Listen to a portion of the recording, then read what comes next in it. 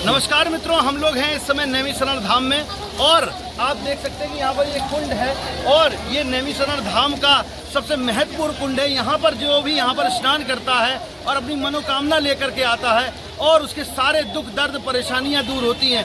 कहा जाता है कि यहाँ पर ऋषि की तपोभूमि है। जितने भी हमारे दुनिया में ऋषि मुनि हुए हैं उनका शुरुआत जो यहाँ पे तप किया है वो यहीं से स्टार्ट हुआ था। हमारे दधीची जो ऋषि हुए हैं उन्होंने भी यहाँ भी तप किया था। और यहाँ पर चूंकि आप देख सकते हैं बीच में यहाँ पर कुंड है, पाताल से ये मिला हुआ ये कुंड है। और यहाँ पर कहा जाता है कि जब भगवान यहाँ पर जब 7वें तल पर यहाँ पर पहुँचे थे तब यहाँ पर जाकर के बहुत बड़ी बात और बहुत बड़ी प्रलय आने वाली थी। तब भगवान ने यहाँ पर यहाँ विष्णु जी ने कहीं ना कहीं आह्वान किया और तमाम चीज़ों को रोकने का कार्य किया। और ये आप देख सकते हैं ब्रह्मा जी का यहाँ पर मंदिर हम आपको लेके चलते हैं। यहाँ भगवान बद्री जो नाथ हैं, बद्री विशाल, यहाँ पे पहला मंदिर यहाँ पर है।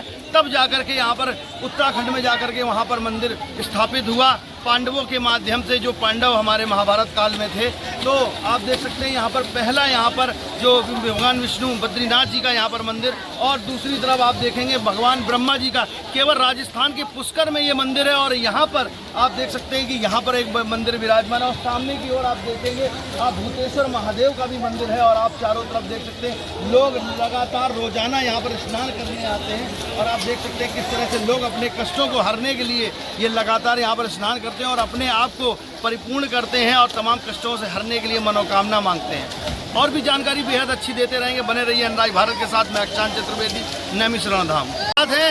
यहाँ पर कम से कम यहाँ पुजारी हैं और यहाँ पर लोगों को जजमान बनाते हैं, पूजा संस्कार करते हैं और ये कहीं ना कहीं पूजा करके महाराज बन जाते हैं। और आप बेहद अच्छी जानकारी देने को बता रहे हैं। महाराज जी क्या बताएंगे, क्या जानकारी है, यहाँ पर क्या मान्यता है?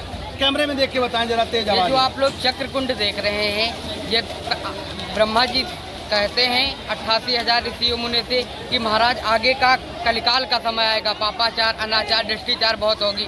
कोई हमको ऐसी पवित्र भूमि बताओ जहाँ पे शांति से बैठ के तप हवन पूजा प्रतिष्ठा कर सके, कोई हमको परेशान न करे। तो 88,000 ऋषि मुनि ब्रह्मा जी से करते हैं। तो ब्रह्मा भगवान कहते हैं, ब्रह्मा जी के पास तो चक्र था नहीं। ब्रह्मा जी कहते हैं कि हम एक अपने मन के द्वारा उत्पन्न करके चक्र छोड़ रहे हैं। वो जहाँ भी क्षीण होगा, जहाँ भी गिरेगा, जहाँ भी रुकेगा, एक पवित्र भूमि होती है, वो अति पवित्र भूमि होगी। तो पूरे भारत लोक में भ्रमण करने लगा। ये जो आप सामने सर्कल देख रहे हैं, यहाँ पे 88,000 ऋषि मुनि का हवन कुंड था। जब वो चक्र यहाँ पे आया, नैमी बोलते हैं सेंटर पॉइंट को, जब नैमी का धुआं सीधे सेंटर पॉइंट में लगा, नैमी क्षीण होने लगी। क्या क्षीण होने लगी? ये सब आरण्य था, आरण्य माने जंगल, जंगल की ओर क्षीण होने लगी। वो आके उनके यज्ञ कुंड में गिरा। जैसे 7 पाताल ऊपर ऐसे 7 पाताल नीचे, अतल वितल सनातल पाताल महापाताल। जब 6.5 पाताल टूट गया, फिर 88,000 हाहाकार मचाते हुए भगवान ब्रह्मा के पास जाते हैं। महाराज जो आपने चक्र छोड़ा है वो 6.5 पाताल टूट गया। अगर शेष आधा पाताल टूट जाएगा तो पूरे भारत लोक में जलाहार हो जाएगा। तो हम लोग बैठ के तप हवन क्या करेंगे? तो अब हम इसको रोक नहीं पाएंगे। एक शक्ति को ही काटती रोकती है। जगत जननी आदि शक्ति माँ ललिता देवी के पास जाओ, उनसे प्रार्थना अर्चना करो। तो आदि शक्ति माँ ललिता देवी ने इसको 6.5 पाताल पे रोक दिया है।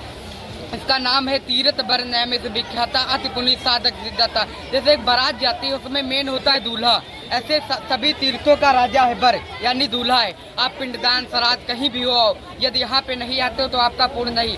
महाराज मनु महारानी शत्रुपा यहाँ पे 23,000 वर्ष तपस्या किया। भगवान राम आए को मांगो, क्या मांगना चाहते हो? कहना हम कुछ नहीं मांगना चाहते। कहना कुछ तो मांग लो। आप लोग तो 23,000 वर्ष से तपस्या कर रहे हो। कहना आपने कह रहे हो तो हमको आप समान पुत्र चाहिए। कहना हम समान पुत्र इस दुनिया में कहाँ खोजने जाए? कि जब अगले जन्म में राजा दशरथ और माँ कौशल्या हो गए, आपने एक पुत्र मांगा, हम 4 पुत्र होंगे, राम लक्ष्मण भरत शत्रुघ्न। वो यही का वरदान है जो अयोध्या में पैदा हुए।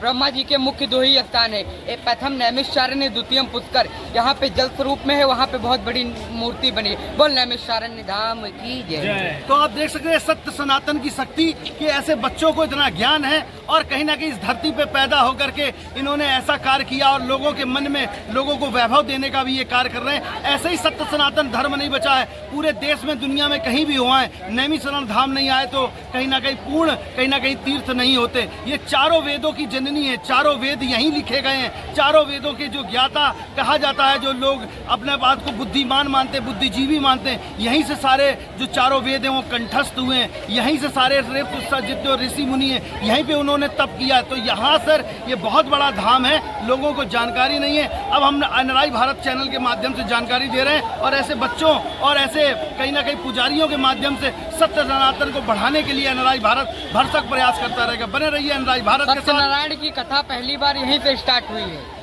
जो कहीं भी विश्व में कथा हो, पहला श्लोक यहीं का निकलता है। कथा नैमिषारण्य 88,000 सौनक आदि ऋषि मुनि। सबसे छोटी कथा है वो यहीं पे स्टार्ट हुई है। 4 वेद 6 शास्त्र 18 पुराणों का रचना यहीं पे हुआ नैमिषारण्य। तो नैमिषारण्य धाम इसीलिए बड़ी बात कही जाती है और यहाँ से सारे वेदों का और सारे पुराणों का यहीं से स्टार्ट हुआ है। तो कहीं ना कहीं लोग आएँ, अपने आप को पूरे दुनिया भर के लोग आएँ और यहाँ का जीर्णोद्धार भी हो रहा है। हम मोदी सरकार, योगी सरकार से भी कहेंगे कि यहाँ की व्यवस्थाओं को भी व्यवस्थित करने का काम करें, यहाँ के पुजारी पंडों की भी अच्छी व्यवस्था करें कि समुचित होकर के व्यवस्था पूर्ण हो सके, लोग आराम से आएँ, आराम से दर्शन करें और कहीं ना कहीं पूरे दुनिया में इस नैमिषारण्य धाम का वैभव फैले।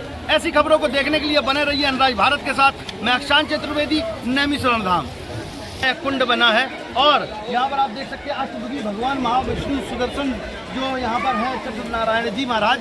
यही चक्र नारायण जो आप दूसरी तरफ आप देखते हैं कि ये कुंड के माध्यम से ये 6.5 पाताल के नीचे तक ये रुक चुका है। नहीं तो ये अगर पूरा हो जाता तो शीतल जो हमारी ललिता माता हैं, जो जगत जननी है, उनकी वजह से ये कहीं ना कहीं जो पाताल में पूरी सृष्टि जलाशय हो जाती। और दूसरी तरफ हम आपको दिखाएंगे कि यहाँ पर हमारे जो कहा जाता है कि जल के स्वरूप में ये नैमिषारण्य में भगवान ब्रह्मा जी यहाँ पर विराजमान है जल के स्वरूप में। और पुष्कर में राजस्थान में वो कहीं पे थे ब्रह्मा जी के 2 ही स्वरूप हैं। और ये आप देख सकते हैं ब्रह्मा जी का मंदिर। और आपसे कहेंगे और लोगों को कैमरामैन से कहेंगे कि पास आए और दिखाएं कि कैसे यहाँ पर लोग दर्शन कर रहे हैं। और यहाँ पर ये जो है क्योंकि जल के स्वरूप लिए वहाँ पर मंदिर बना है कि लोग वहाँ पर पूजा कर सके, क्योंकि विराजमान है। आप देख सकते हैं चौमुखी जैसे ब्रह्मा जी होते हैं। कैमरामैन से कहेंगे पास जाके दिखाएं। और ये भी देखने वाली चीज़ है कि कहीं ना कहीं ब्रह्मा जी का स्वरूप किस प्रकार से यहाँ पर मौजूद है।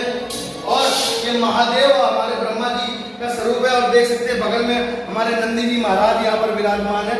तो ऐसी व्यवस्था को लेकर के यहाँ पर व्यवस्था है।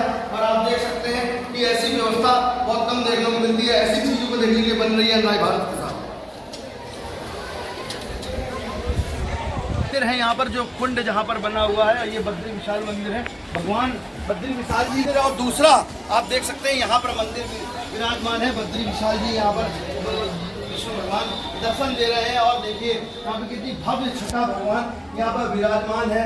राम लक्ष्मण सीता भरत शत्रुघ्न और पूरा विराजमान है। और बद्री विशाल जी साक्षात यहाँ पर विराजमान है। जब आप उत्तराखंड में दर्शन करते हैं वैसे ही हमारे भगवान यहाँ पर साक्षात विराजमान है। और हम लोग पूरी कोशिश करते हैं कि अच्छी से अच्छी कवरेज देने की पूरा हम लोग कृपा करते हैं। महाराज बट्टी जी क्या बताएंगे?